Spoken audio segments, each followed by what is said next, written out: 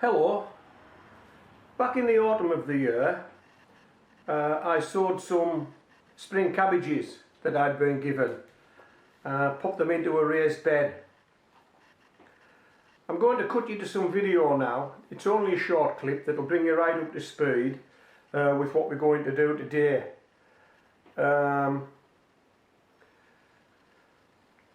But there were a couple of precautions we had to take with these spring cabbages, because this particular bed has got clubroot. I've had brassicas in this bed before, and when I've harvested them, they've had clubroot.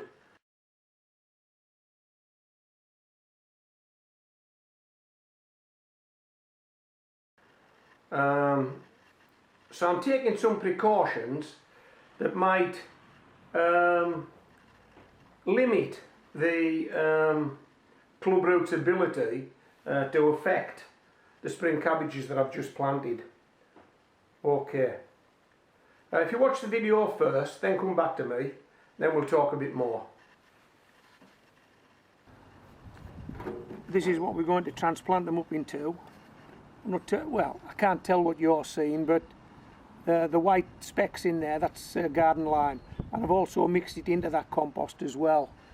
So I'm hoping this is pH neutral, there or thereabouts, but certainly not as acidic as clubroot would like it to be. Okay, let's put these guys on.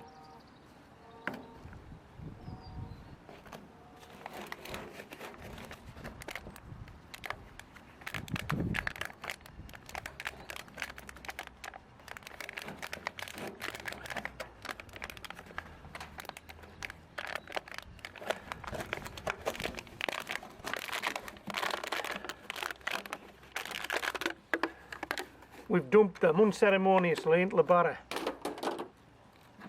Okay, it's our root system. It's a nice wee root system there. Pop that in there, press it down. We'll put a wee bit more compost on top of that in a minute. Good root system there, look. Press it down. And we'll pop some more compost on there in a minute. That's it, couldn't be easier, could it?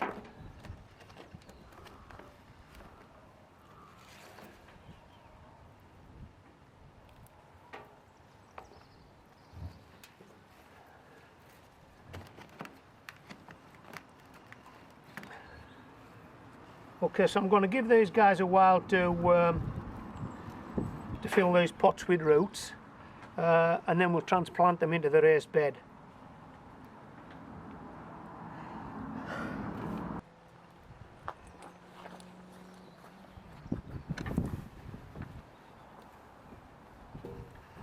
Hello. Growing brassicas in a raised bed that's got clubroot isn't advisable. But there are some things you can try that might let you get away with that. And I'm going to be trying one of them now. And I'm doing that because I've been given some spring cabbages, and the raised bed that I intend putting them in produced brassicas early this year. They all had clubroot.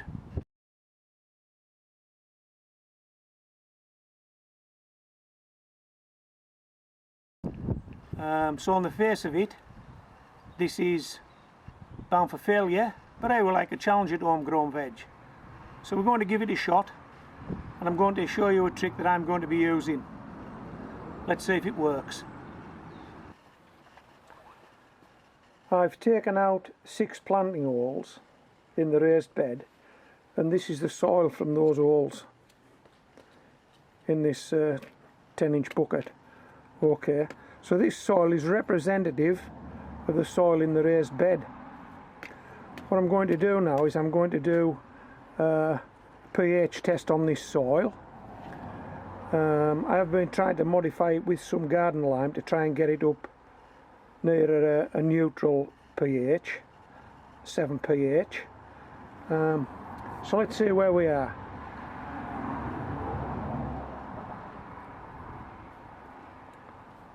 Okay, the meter's zeroed at 7 pH.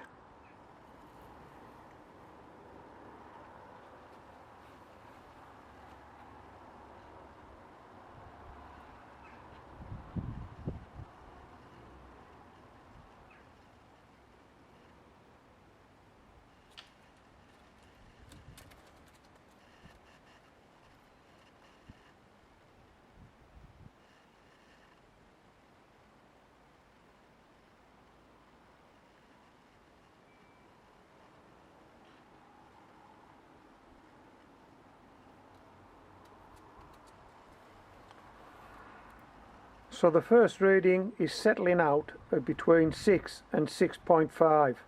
So we're just very slightly acidic on our first reading.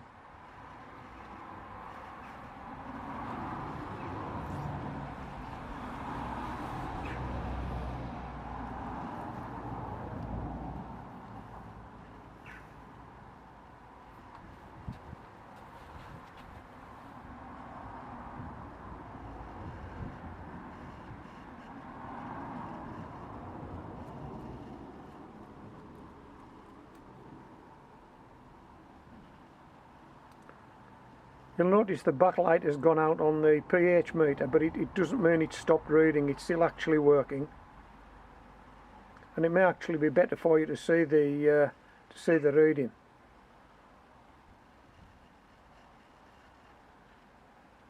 I'll just pop that backlight on again and see if it makes any difference. I don't think it will.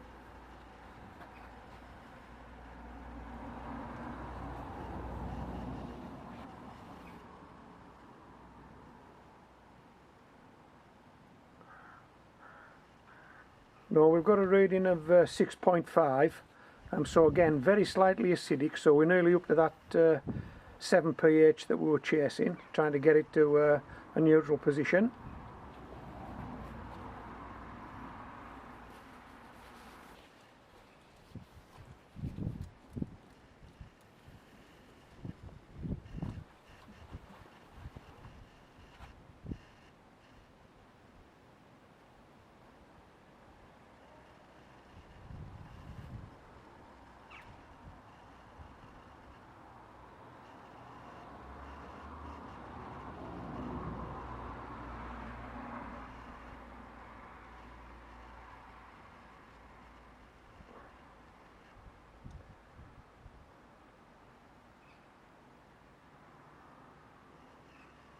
Okay, so we've settled out at 6.5 again, so again very slightly acidic. I think we're happy with this. Now what I'm going to do is I'm going to line the planting holes with some more lime before I plant the spring cabbages, and hopefully the root system will be big enough now and grow on to make good cabbages in the spring of next year, without being affected too adversely by clubroot. And the one other big danger that we have in gardens when we're growing brassicas, butterflies, because we're growing through autumn, winter and into spring, there are no butterflies about. It's too cold. No butterflies, no caterpillars. No caterpillars, cabbages are fine with that. We don't want caterpillars on cabbages. We don't want clubroot on cabbages. So let's go and plant these cabbages. Okay, these are my 6 holes already dug to take the spring cabbage. I hope you can see that there is some lime inside those holes, just to try and keep this bed sweet, so it doesn't go too acidic. And these are the spring cabbages.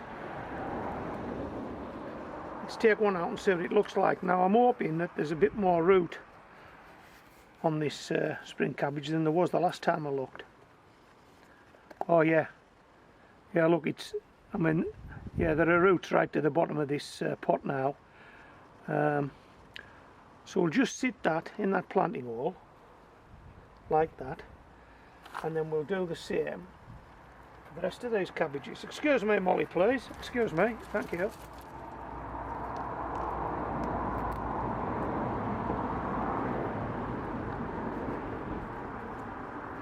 And basically all I'll do is water these guys in and tighten them up a bit in the planting hole. Yeah, look, that's the type of root we like to see, that very fine hair-like root. No clubroot on these guys, not yet anyway, and hopefully there won't be. Hopefully we've taken enough precautions here. But we won't know that, will we, till next spring.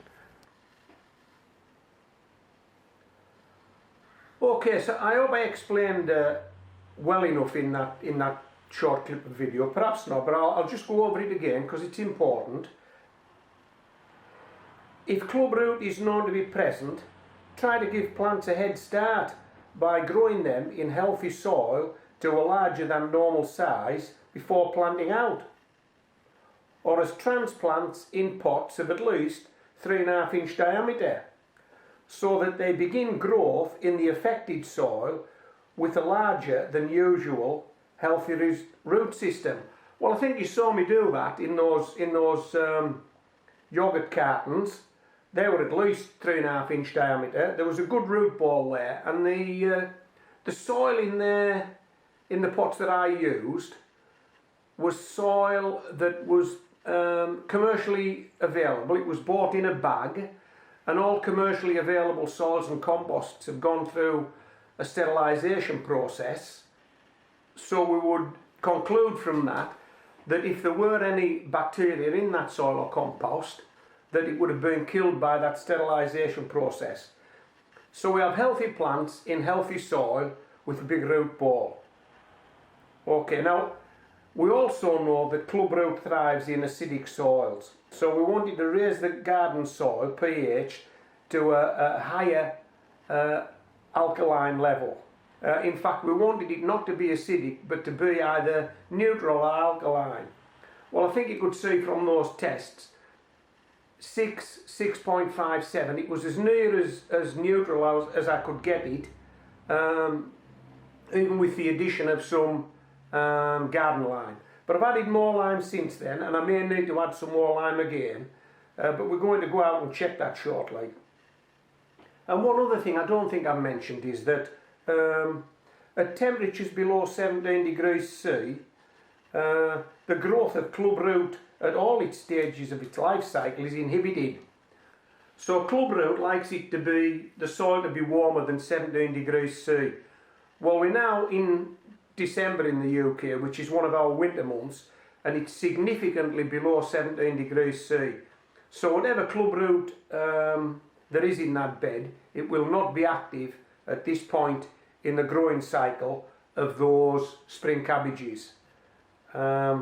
But hey, let's go outside, let's check the temperature of the bed, and we'll go over the pH of the bed again. We'll see if that lime that I added those few months ago has made any difference, and if it hasn't, we'll add some more lime.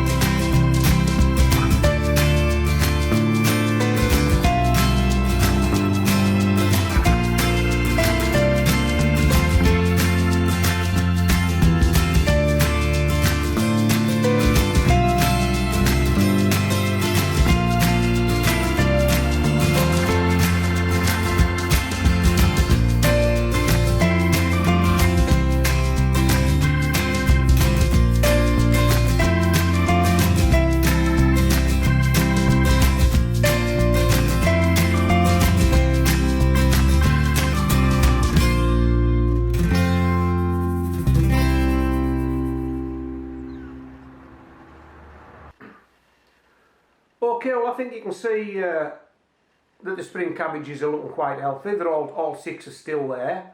The lime that I added hasn't made any difference to the pH of the bed, and I think that's possibly for 2 reasons. Firstly, I didn't put enough on, and secondly, it hasn't been on long enough. So I'm going to go back out after I've finished this video and add some more lime to the bed. And I think you can also see from the temperature of the bed that, yeah, we've still got time on our hands, so to speak, in terms of if there's going to be a flare-up of clubroot, it won't be for another couple of months yet till we get through the winter months and get into the spring months.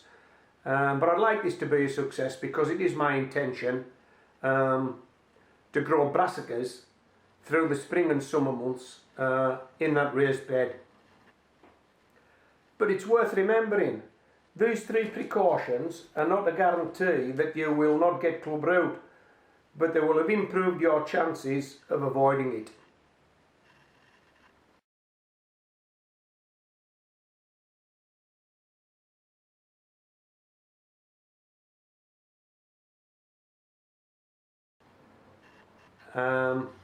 So I hope you've enjoyed this video, and yeah, we'll keep on top of this clubroot as best we can. This is Homegrown Veg, signing out.